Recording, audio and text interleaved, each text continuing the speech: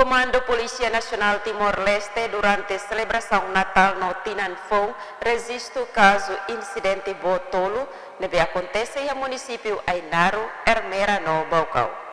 E o primeiro incidente, mas precisa atenção do público, precisa atomus kata a operação Botolo, mas polícia halo, liliu hasoro incidente de Ainaro, no mos incidente selo que a Ermera.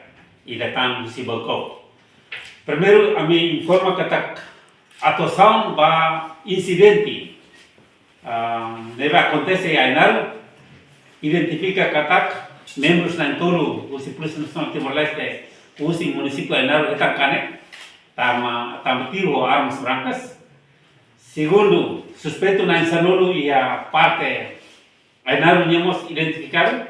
E caso apresentado vai ao Ministério Público Suai com o número MUNUC 0002/26 Pensic. E da ser o caso Ermera, vítima vai identificado 9 men.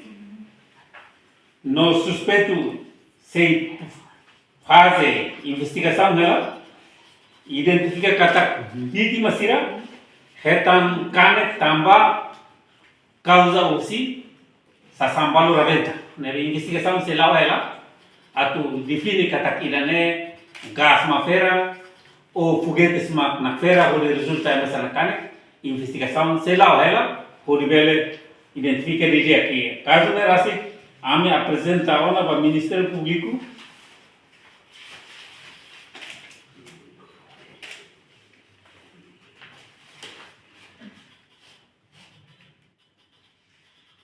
e investigador apresentando ao Ministério Público o número NUC.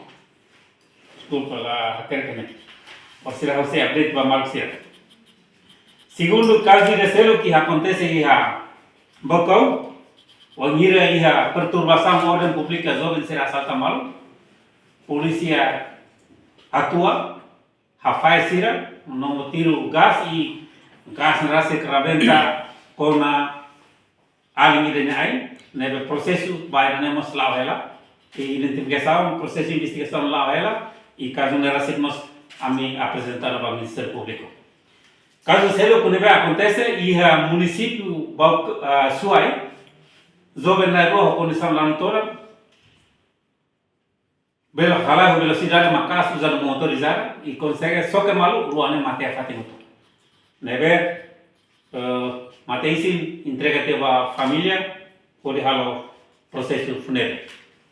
Caso selo, maluco se acompanha e tinha diretor trânsito de segurança rodoviária onde mata a convida também acidente tungal neve acontece a parte malévola